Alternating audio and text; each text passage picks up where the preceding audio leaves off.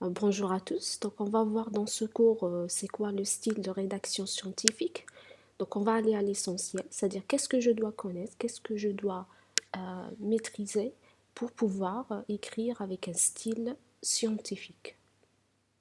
Donc, ça concerne la rédaction de mémoire, des rapports scientifiques, même des articles scientifiques. Donc, on va suivre un certain style d'écriture. Donc, il y a des règles à suivre qu'on va voir par la suite. Alors, quand je rédige un rapport scientifique ou un mémoire, je dois respecter la règle générale, c'est que je dois avoir une certaine précision des propos. C'est-à-dire, il faut justifier, rationaliser. Enfin, chaque idée, chaque phrase que je rédige, je dois toujours poser la question pourquoi. C'est-à-dire, il ne faut pas donner des propos comme ça et que c'est vrai tout le temps. Non, il faut dire le pourquoi. Alors, les phrases aussi doivent être courtes. Alors, quand j'ai dit courte, c'est-à-dire la règle générale, c'est que une phrase ne doit pas quand même dépasser une ligne et demie ou deux lignes. Elle doit être simple et avec des mots bien étudiés. Alors, comme ça, on aura un sens unique à la phrase et qu'on arrive facilement à comprendre ce que vous êtes en train de dire.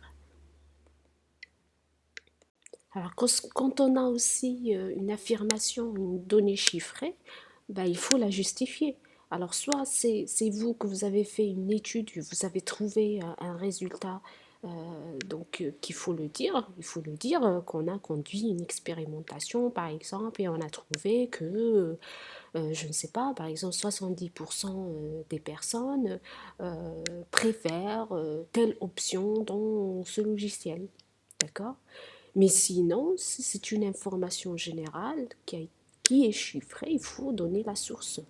Donc, dans l'exemple suivant, donc je prends cette phrase qui dit en évolution logicielle, seulement 30 à 40% des classes réellement modifiées sont identifiées comme susceptibles de l'être.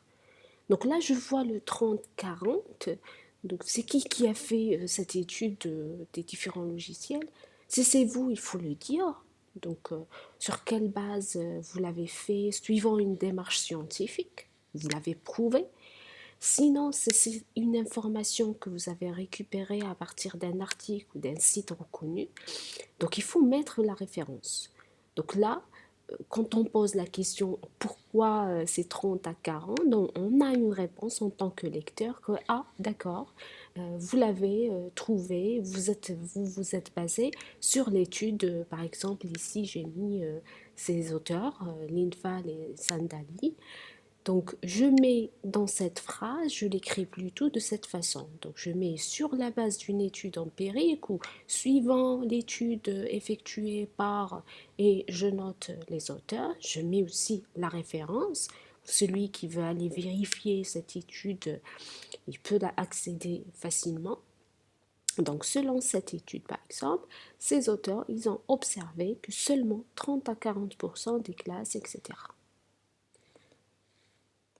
Alors, ce qui est important aussi, c'est que dans les phrases, dans les paragraphes que vous êtes en train d'écrire, le lecteur, il doit pouvoir clairement faire la distinction entre ce qui est un apport personnel et ce qui ne l'est pas. C'est-à-dire, est-ce que vous êtes en train de parler des travaux existants ou vous êtes en train de parler de votre proposition. Donc, il faut bien préciser cela.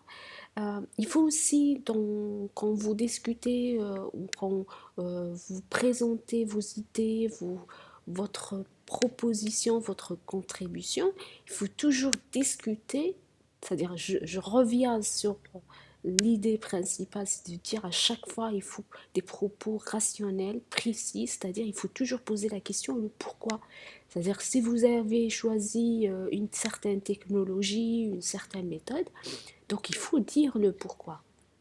Pourquoi vous avez utilisé un tel outil, un langage, un algorithme, formalisé. C'est-à-dire toujours il faut se mettre dans la tête que chaque phrase que je dois dire, le lecteur il veut me dire mais pourquoi Euh, pourquoi vous avez fait ça. Donc tout le temps, je prépare la réponse juste après mon propos.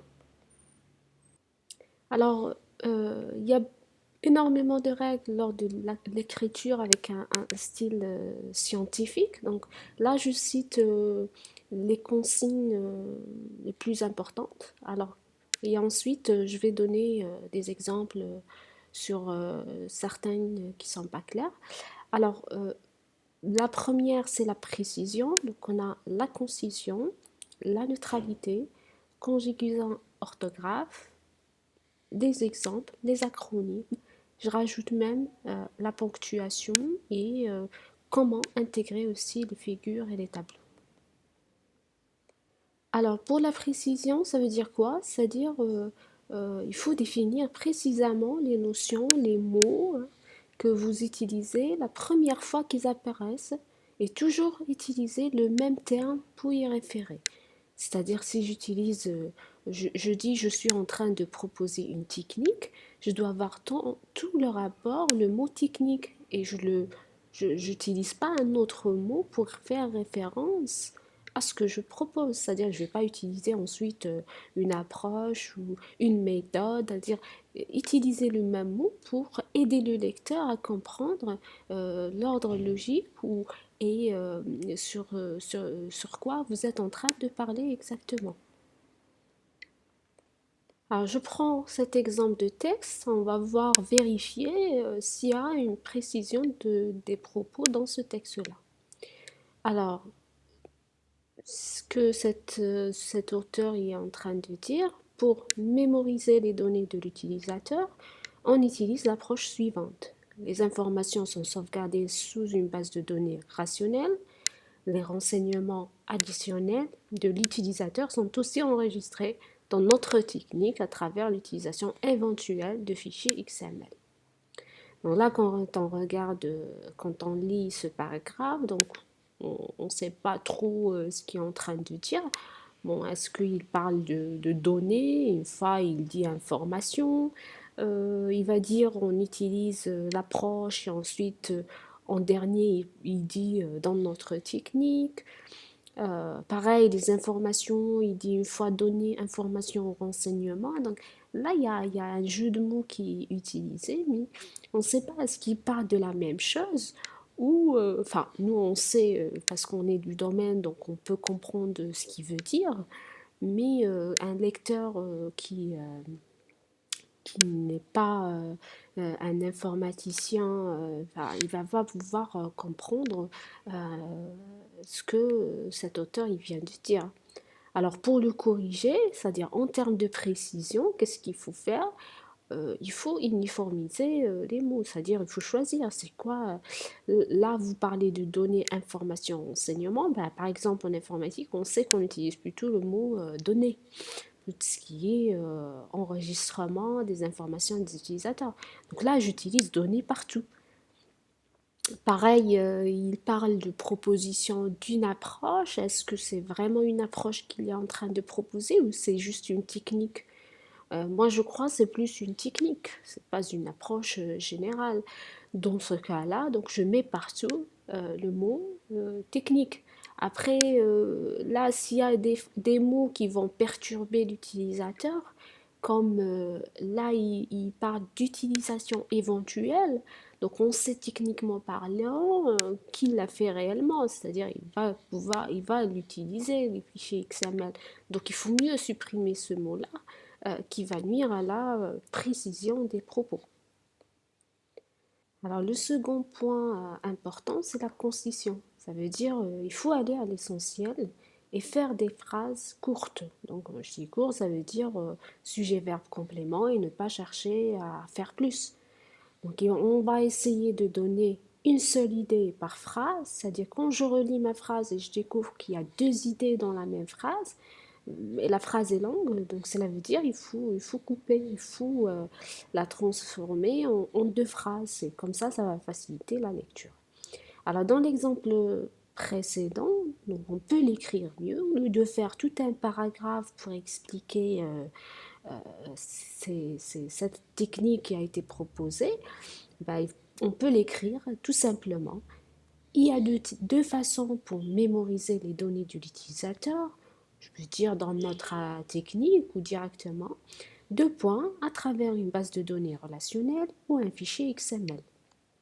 Alors, si on veut éviter les deux points, on peut faire encore mieux. Donc, on peut écrire, il y a deux façons pour mémoriser les données utilisateurs. Point. La première à travers une base de données relationnelle et la seconde à travers des fichiers XML.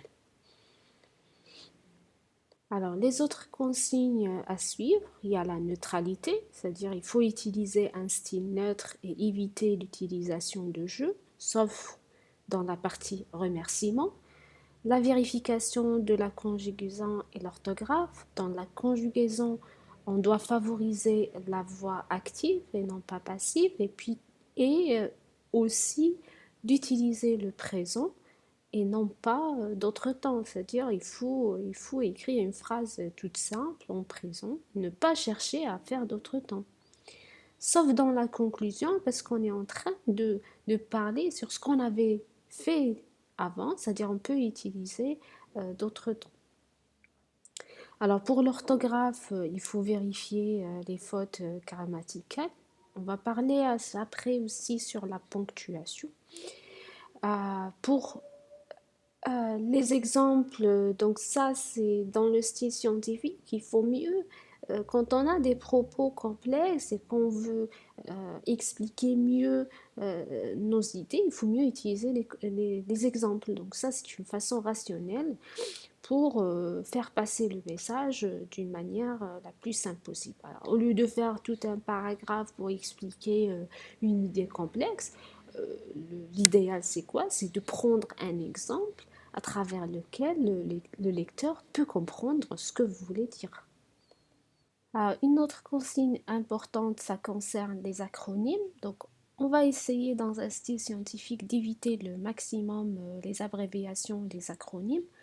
Alors, parfois c'est même interdit de les utiliser, par exemple dans le résumé, mais ailleurs dans le mémoire, on peut les utiliser, mais avec précaution, c'est-à-dire déjà, dès l'utilisation de cet acronyme, il faut déjà le définir avant.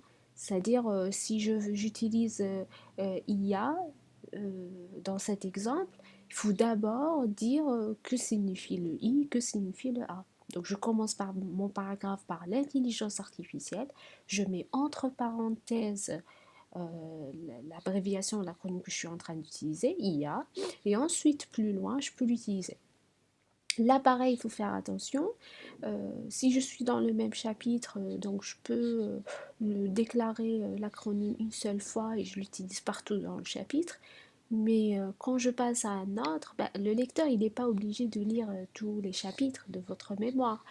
Donc il faut mieux rappeler l'acronyme ou l'abréviation, le chapitre suivant, si vous utilisez encore une fois cet acronyme ou cette abréviation.